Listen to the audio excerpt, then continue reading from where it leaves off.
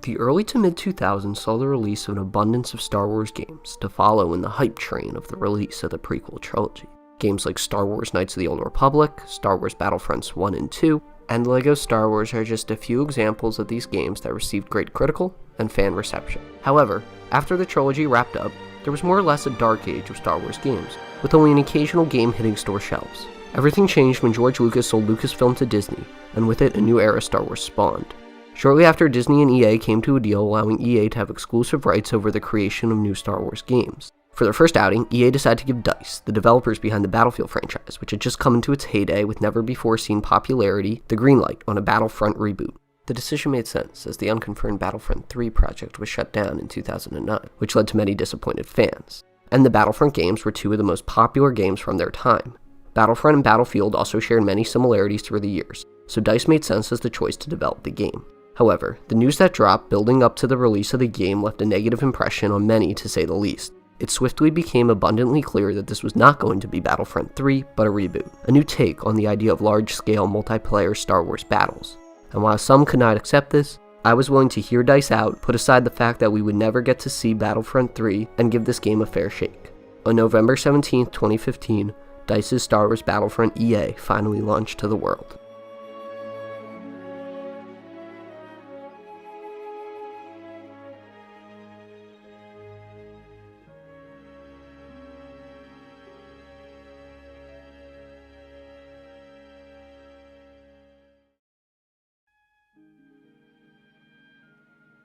Battlefront's graphics and attention to detail leave non-fans impressed and hardcore fans like myself awestruck. The photogrammetry technology used allowed DICE to rip areas straight from the movies, rendering them with precision accuracy and an impressive attention to detail. It is without a doubt one of the best looking games I have ever seen, and shows how far technology has changed in a decade.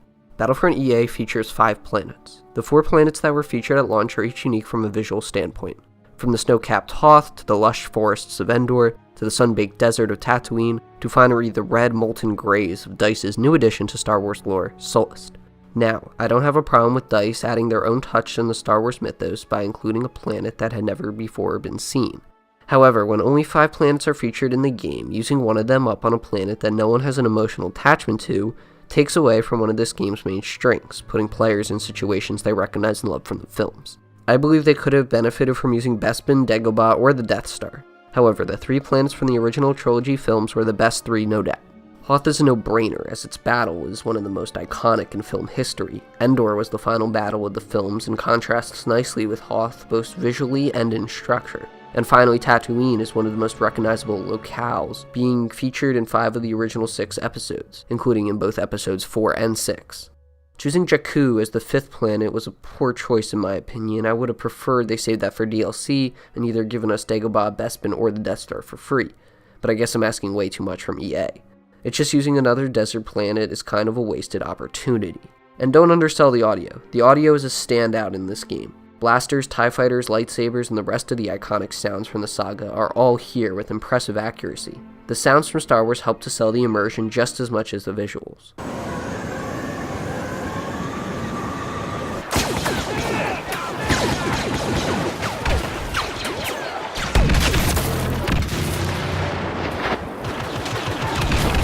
The cheesy voice acting for the heroes is one of the major complaints I hear a lot. The things I do for that princess. And while they are cheesy, this isn't the game's biggest audio flaw. For me, I think the biggest flaw in the audio is the lack of warmth. Sure, it still sounds like Star Wars, but the weapons still lack a punch. There are no screams of pain or battle commands. Just compare these 2 clips.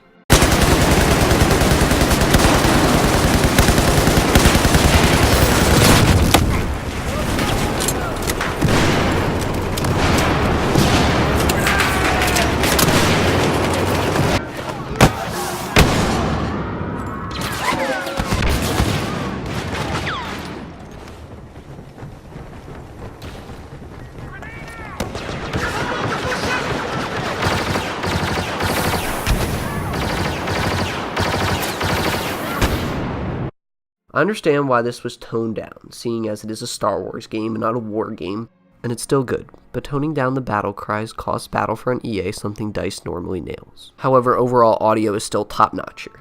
From a player customization standpoint, most of the aesthetic options are pretty lackluster. Most of the cool rebel outfits and races aren't unlocked until later levels. Stormtrooper customization is even worse. I don't really get why there are female stormtroopers or any stormtroopers without helmets for that matter. No, I'm not sexist, it's just the goal was to immerse us in original trilogy battle fantasies. You tell me how many times you see stormtroopers without helmets in the original trilogy, or how many stormtroopers are using female voices. However, I do like how both teams have different color uniforms and different planets. While you can't choose these options, I'm glad you can, as I think seeing a snowtrooper on Tatooine or rebels in green attire on Hoth would have been much worse. The lack of customization is something I normally don't really care about, but here it's extremely disappointing and borderline inexcusable that there are so few options. In conclusion though, this game as a whole does look, sound, and feel like Star Wars, and is definitely one of the main things working to its advantage.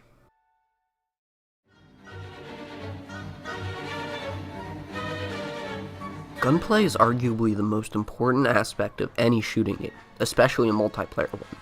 You're going to be shooting something about 90% of the time. Therefore, it goes without saying you cannot screw this up. But screw it up, they did. Battlefront EA attempted to capture the first game's emphasis on hipfire.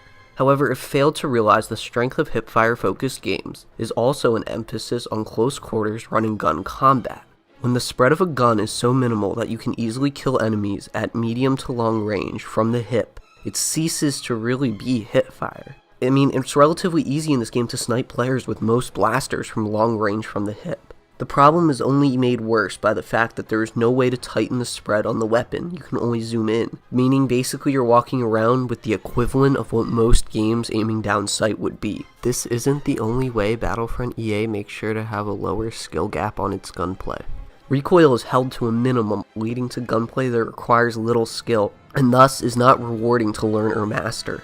The two saving graces from Battlefront EA that allow its gunplay to not be a total flop is 1. Projectile-based weapons. DICE opted for a projectile system over hit scan, and it's a particularly slow projectile system at that. This leads to players having to lead their shots by a considerable amount, especially at range to land their bullets. The other pro is the time to kill. While it's a little higher than I would like, overall the high time to kill gets rid of who sees who first gameplay and attempts to allow the better player to shine. However, as we discussed earlier, the gunplay still has a lot of random variables, so it doesn't necessarily lead to the better player winning. The radar doesn't help the skill gap much either. Anyone with half a functioning brain can read it and just go in the direction of the red light. It doesn't have half the nuance or strategy that a minimap from Call of Duty or a radar from Halo has. The final issue with the core mechanics of the game is the movement. It's hard to put my finger on what I dislike so much. Sprinting does not feel good, and overall it is difficult to position your body correctly in areas. I wish I could give it better reasoning, but it really is just a feel thing, and the movement here does not feel good. Battlefront EA also nixed the class system that the old games had and that DICE uses in their Battlefield franchise for a loadout system. Anybody that has played the Call of Duty games knows that sometimes the metagame of setting up a custom class with different options that all work well together form a different strategies can sometimes be just as fun, if not more fun than the actual game. And anybody that has played Star Wars Battlefront EA knows that this is not the case here. Battlefront EA features 14 primary blasters. There are 4 blaster rifles, 4 blaster pistols, 3 heavy rifles, 2 targeting rifles, and 1 shock blaster. All the guns are relatively balanced after the patches and actually have some strengths and weaknesses, although I find that close-range weapons such as blaster pistols are a little overpowered due to the fact that they are still so strong at a longer range due to the issues we discussed with the gunplay. This goes both ways to a degree though, as the targeting rifles, which are supposed to be like long-range snipers, are actually pretty effective at close range as well. Overall, while the guns do have some strengths and weaknesses, they just aren't really defined enough for me here. But while the weapons are decently balanced, the star cards are not. The jetpack, personal shield, and back-to-bomb are definitely crutch options. Besides that though, the loadout system doesn't really work here. There are simply just not enough options to make this loadout system interesting. 2 pieces of equipment and 1 special ability, no secondary weapons, no attachments, and a 1 perk system added in after launch that's pretty bare bones. This is just not enough for a loadout shooter. Also, loadout systems lead to people always picking the best, most dominant, and most competitively viable options. A class system would have helped here, as there could have been trade-offs for making choices. For example, if the jetpack was tied to a recon or assault class, you may have not been able to match it with, say, a back-to-bomb, which may have been tied to a medic class. Overall, it just feels like DICE was trying to make a game casual enough for all players, and thought a class system with strengths, weaknesses, teamwork mechanics, and counters would just be too confusing. and the game suffers for it as a whole. Battlefront EA nixed the old system for attaining vehicles and heroes for one and where players find blue glowing holograms around the map. In terms of heroes, I'm semi-glad they used this system. If playing as a hero was only given to the player at the top of the scoreboard, it would have led to a majority of the population never being able to play as a hero. And since there are no bots, there would be no way to try them out offline like in the old Battlefront games. Therefore, some sort of random system did make sense for heroes. Star Wars Battlefront EA features 6 playable hero characters, 3 heroes and 3 villains. The selections make sense. The iconic trio of Luke Skywalker, Han Solo, and Princess Leia are selectable for the Rebels, and Darth Vader, Boba Fett, and Darth Sidious are the obvious choices for the Galactic Empire. The clever thing here is that each faction has 1 saber hero, 1 gunslinger, and 1 support hero. This gives each playable character a different and clear playstyle. Let's talk about hero combat. Lightsaber and lightsaber combat is absolutely terrible. There's no real parry or dodge system, which means mechanically you just spam attack. From a spectacle standpoint, these duels don't even attempt to channel the films. Instead of epic back and forth saber clashes and using the force to impact objects in the environment, you just smack each other a few times and someone dies. I mean, it's hard to even call it a duel when the sabers can't even make contact most of the time. The gunslingers function much better. They do play like normal soldiers on steroids with a lot of mobility and damage abilities, which is exactly how they should be designed in my opinion. Even if Boba Fett is a little overpowered, even for a hero, the support heroes have the ability to deal some solid damage. But the real strength comes in the form of, well, support. Overall, I like the hero options in gameplay, even though I wish there were more playable hero options like in Battlefront 2. While using the random blue glowy system for the hero pickups did make a little bit of sense, using them on vehicles makes very little. Games past have used vehicles that were already spawned in on the battlefield, all ready to be used, allowing players to choose whether they wanted to experience the infantry part of the game or the vehicle portion. Here it doesn't matter what you are interested in. If you get a vehicle, you'll probably want to use it because who knows when the next time you'll get one is. And even more common is the feeling of wanting to use a vehicle but not coming across a token for multiple games. Ignoring the mess of attaining a vehicle, the actual combat for vehicles is awful and extremely half-baked. The short of it is that vehicles are not a natural extension of the sandbox. They are not a core pillar of the overall game design. They are more akin to a hero pickup than they are a weapon choice. You get them for a few minutes, stomp on the enemy team before you take too much damage and die. There's no 2-people vehicles either, which ruins some of the cooperation and teamwork opportunities that are offered in the older Battlefront games and the Battlefield franchise. There are also no true anti-vehicle loadout options, like an anti-tank class. Instead, anti-tank equipment is, for the most part, you guessed it, picked up randomly in the middle of the fight through the form of blue glowies. The problem is due to the fact that the ATSTs are so uncommon that it would be stupid to be carrying equipment that is only useful for them.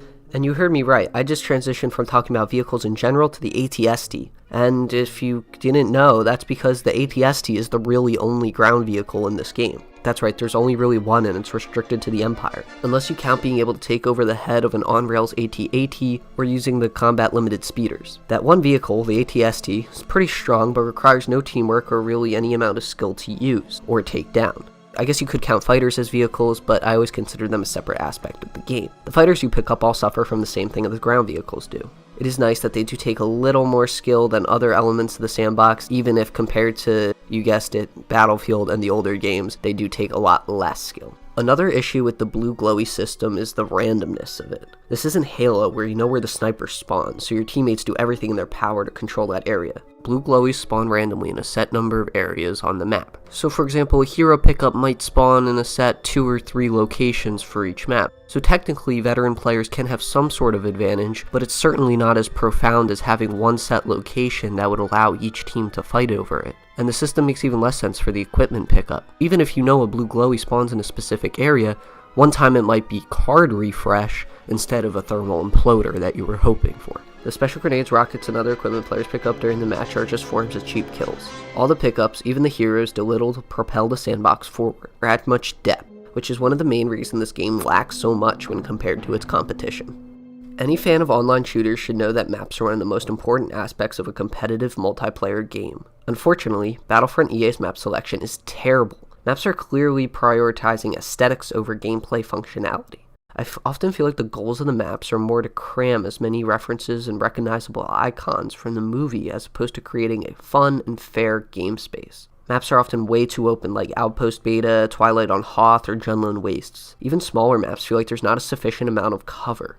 Also, the number of map options here is extremely lackluster. In DICE's Battlefield franchise, they traditionally cornered off sections of the map to be used to lower player count game types. However, in Battlefront, DICE decided to build maps for each size specifically. While this, in theory, should lead to high-quality maps, the quantity does suffer. Now, I'm normally a quality over quantity kind of guy, but when the maps are still poor and you only have 4 large-scale maps at launch, that's a problem. Even if the number of 40-player maps was brought to 7 eventually, DICE's Battlefield 4 featured 10 maps. To be fair, Battlefront EA does pack 12 maps for small game types, but one of those is actually also a large map, so it's more of a hybrid, making the total number of maps in the game 18, which sounds impressive, but due to splitting these between game modes and lack of creativity, it isn't impressive in functionality and effect.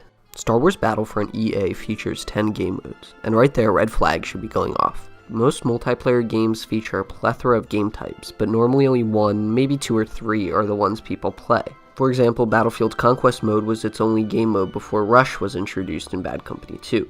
After that, each game started featuring more game types, even though Rush and Conquest were drawing the most players, while people seem to forget about the smaller, more esports-focused, and more casual close-quarters game types. It would have been more advantageous for DICE to focus on nailing a core game mode instead of trying to make 10 in their first outing. However, 10 game modes were received, and I'm going to go through one by one, from worst to best, talking about each one. The worst game mode in Battlefront EA is Hero Hunt. In this mode, 11 players all fight one player, who plays as the hero of their choice. The player that deals the most cumulative damage up to that point then gets to play as the hero. You can see the problem. This game mode basically boils down to getting wrecked by a super powerful hero while you wait in line for your turn, when it really should feel like you hunting down a dangerous threat so you can take its place. DICE clearly did not want to risk alienating bad players, but honestly, it should have just been based on total damage for that round. So basically, as it stands, this game mode is pretty useless. Next up is Fighter Squadron. At first it's like, holy shit, I'm in a Star Wars dogfight, but by round 2 or 3 you will already be done with the mode. The problem is the ship combat in Battlefront EA, like the rest of the game, lacks any depth or meaning, and it will get really boring really fast. Maps can't even help out in this regard since they're all more or less played exactly the same because it's in a wide open sky. Also, a lot of the time in Fighter Squadron you spend chasing dumb AI-controlled enemies instead of player-controlled ships, again to make sure everyone gets to feel like a badass. The over-casualization of this mode also isn't helped by the fact that you just hold down left trigger to lock onto enemy ships. The one saving grace in this mode is that you can play as the Millennium Falcon or Boba Fett's Slave 1, even though those are really only good for one thrill each. This mode definitely feels like DICE threw it in to just check a ship battle portion on the back of the box, play it once or twice, but then move on. Next up, I gotta go Droid Run. Droid Run is basically domination, but worse, much worse. The moving objectives make it harder for the devs to design a map around them in a specific way. I'll give you an example. In traditional domination, a dev can put an objective at a point for a variety of reasons. Maybe they put it in an accessible central location. Maybe they put it in a more easily defendable location, but still make sure to have a few routes or points of access. In Droid Run, a developer can put an objective in a location like one of these, but it's going to move. Sure, it's not going to fly to the other side of the map, but maybe it wanders away from point of access or something of the sort. Without the developers having control of this, the maps don't mesh too well with the modes. Also, droids gain percentages way too quickly, making for fast rounds. Often a team will just get all 3 points and win 100% to nothing because the other team won't ever really have an opportunity to make a comeback. This is also probably due to the fact that teams only get points if they control all 3 droids. Meaning, even if you have a double cap for most of the match but never can get the third, and they have all 3 for just a sliver of the amount of time, you are going to lose. And the final issue with Droid Run is something that's a little out of its control, is it's a close quarters game mode. I'll sound like a broken record by the end of this, but close quarters game types have a higher emphasis on gunplay, which, as we discussed earlier, is not very good, so as a whole it does hurt the mode. A more conventional scoring system could have meshed with some of DICE's strange ideas here for a kind of fresh take on the domination game type. But as it stands, all these issues basically mean there's not too much of a reason to play Droid Run. Next up is Blast, which is just a fancy name for Team Deathmatch. Now, Team Deathmatch is a game mode where you do one thing, shoot things. And as we discussed earlier, Battlefront EA does not excel in this regard. When you have objectives to distract you from how bad the gunplay is, the game can be more bearable. But strip those away and you have Blast, which is for the most part a borefest. I mean, it isn't as bad as the game modes we already talked about, but Blast is undeniably mediocre and definitely one of my least played modes. Drop Zone is another mediocre close quarter game mode based on King of the Hill. It too suffers from an emphasis on gunplay. You just capture the pods and try to hold the area. I do like when there are 2 pods present at once due to the pods being on a fixed timer. The problem is this doesn't happen very often. And this is the one time where the game mode actually is interesting, because it avoids its actual biggest problem, which is it being too clusterfucky. Once you have 12 players fighting over one objective, it can just get way too chaotic. And it doesn't help that Battlefront EA has a constant stream of way to get cheap easy kills, which just really hurts this mode. Overall, Drop Zone is mediocre and forgettable at best. Cargo is this game's version of Capture the Flag, and it's fine. It actually uses some amount of teamwork and coordination, as you have to simultaneously attack your opponent's cargo while defending your own. However, maps still aren't very good, and it still suffers from that high emphasis on gunplay, but Cargo does fare a little bit better than Drop Zone, Droid Run, Blast, and the other close quarters game types. Heroes vs. Villains is a solid game mode. Remember how I mentioned that each hero was either a saber wielder, gunslinger, or support? Well, that is one of the key reasons this game mode works. There's a synergy between the heroes and actually some teamwork at play. This mode is 6v6, which doesn't make a ton of sense due to the fact that there are only 3 heroes per side. So everyone has to take turns being one of the foot soldiers. That doesn't really fit into the mode. You either do a little damage to the heroes at a time, which for the most part is inconsequential in the grand scheme of things. Therefore, a more common result is that the 6 infantry players go off and fight themselves in the corner, for really no reason, while the 6 heroes duke it out until the next round where the roles flip. I don't understand why this mode just couldn't have been 3v3, or maybe they could have put some more heroes in the game. Because who wants to sit and wait for a turn in a video game? Overall, I do actually kind of like Heroes vs. Villains. It can be a lot of fun. It just has some really head-scratching design decisions.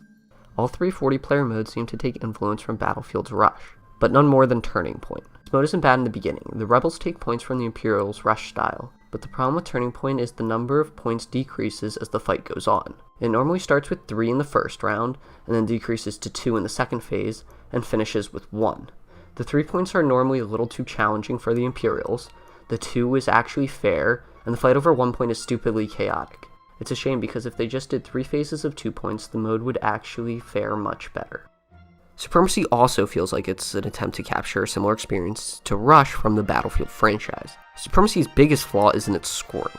It's first to capture all points, okay, but if you don't get to the point where all 5 points are captured, the winner is who has the most in the end, meaning if you bully the other team for the majority of the match and go up 4-1, and they crawl back and in the end and take a 3-2 lead, you lose, even if you were clearly the better team.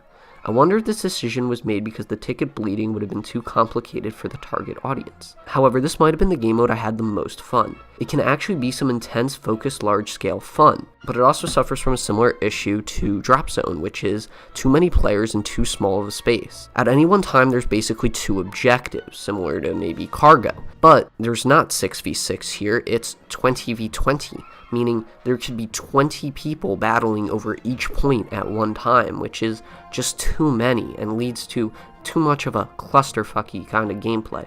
But overall, it can actually be some intense, focused, large-scale fun, even if it has a lot of flaws and baggage. Clearly, the go-to game mode was supposed to be Walker Assault, based off it being the first game mode shown off and being the inspiration for the box art. And admittedly, it is the best mode Battlefront EA has to offer. The Rebels have to activate uplink stations while the Imperials try to keep them offline. It's very similar to Rush, except the defending team is trying to activate the objective while the attacking team wants to defend them. There's actually an interesting back and forth dynamic here, as sometimes the Imperials will kind of control the objective and the Rebels will be trying to take them back to activate them, but sometimes the Rebels will have them activated and trying to hold them down while the Imperials try to attack to keep them offline. So you actually go from being the attacker to the defender back to the attacker throughout the course of the match. It has a nice flow to it. The more uplink stations the Rebels are able to activate, the more Y-Wings bomb the walkers in between stages. If both walkers are destroyed by the end of the game, the Rebels win. All this is of course horrifically explained to the player, but they will pick it up eventually. All this leads to the Rebels always feeling kind of like the underdog, trying to stop a war machine with futile efforts, which is fitting. However, this also leads to the Empire winning more games than they should, and kind of always feeling like they have the advantage. To be fair, Battlefront EA is not a competitive game, so it isn't a huge deal, but it can be frustrating being on the Rebel side too much, as sometimes it feels like you're fighting a losing battle. All 40-player game modes do at least a decent job in capturing the feel and scale of all-out war. True, it does not do as good of a job as 64-player Battlefield, but for a more casual Battlefront that does not want to make too many concessions in the graphics department, I don't have an issue with the lower player count. The real issue is, despite having all these game types, all of them have flaws and none of them feel like something I want to come back and play again and again and be my go-to mode.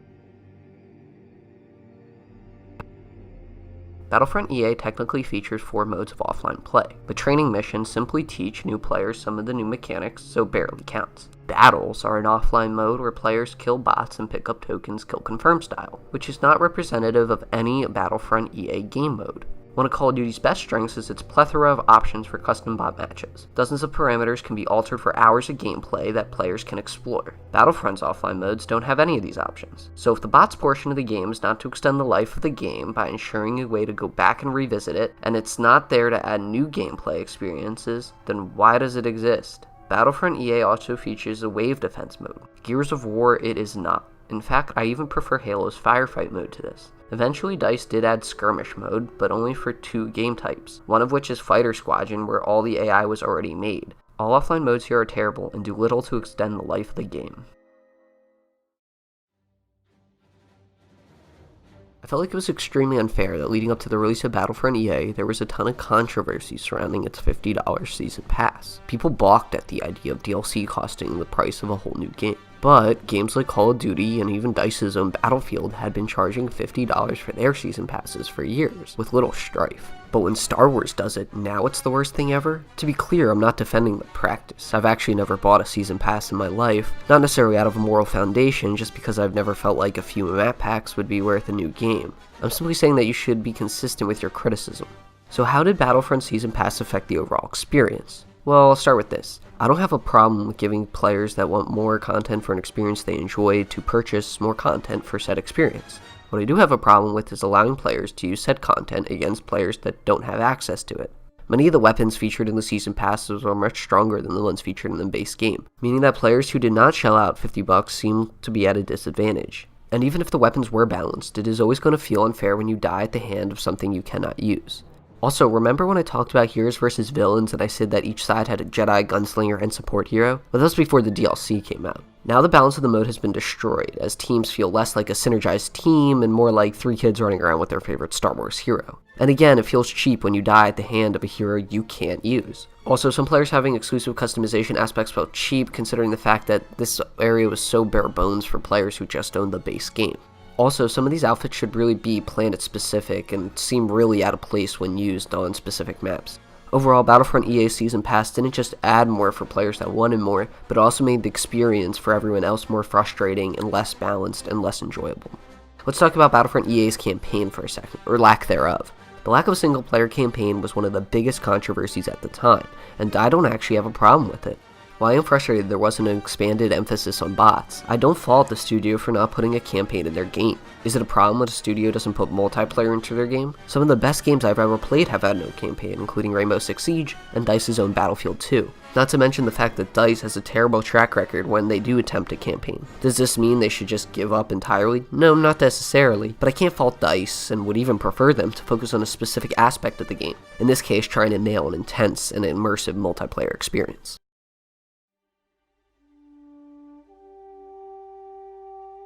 I'm going to give Star Wars Battlefront EA a 4 out of 10, making it land below the bar. Boring gameplay, an extremely compressed skill gap, and a lack of teamwork and depth make this game come up short. The game just doesn't offer enough depth to learn, improve, and keep coming back to explore more of what it has to offer. It's a tech demo. A Star Wars tech demo, but a tech demo nonetheless. I waited my entire childhood for Battlefront 3, and this is probably the most disappointing game experience I may ever have. Admittedly, the original games have not aged the best. However, they're still fun to play, and what will never age is the impact on a whole generation of gamers, and the love they have for these games. To this day, people are still talking about them, and gamers will go back and play them for generations to come. Unfortunately, I don't think the same can be said for Star Wars Battlefront EA.